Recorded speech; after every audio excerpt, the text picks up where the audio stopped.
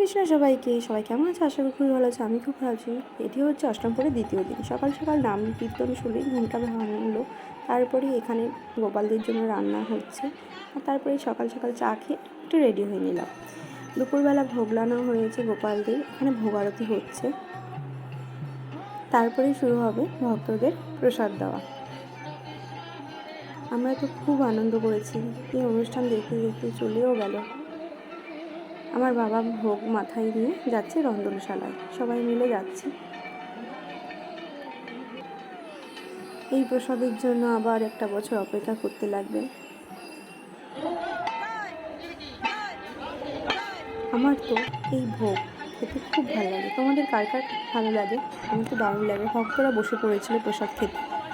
তারপরে আমরা সবাই মিলে দেওয়ার জন্য প্রস্তুত হয়ে গেলাম। তারপরে সন্ধ্যাবেলা আবার প্রসাদ লাগানো হয়েছে, নাম হচ্ছিল। তারপরে সন্ধ্যা আরতি হবে, এই যে সন্ধ্যা আরতিটা। তারপরে আমার বাবা মা আমার ছেলের নামে বাতাসা ছড়িয়েছিল। কিট্টু দুজনের কোলে বসে ও বাতাসা ছড়াবে। ও খুব মজা পেয়েছে বাতাসা ছড়িয়ে।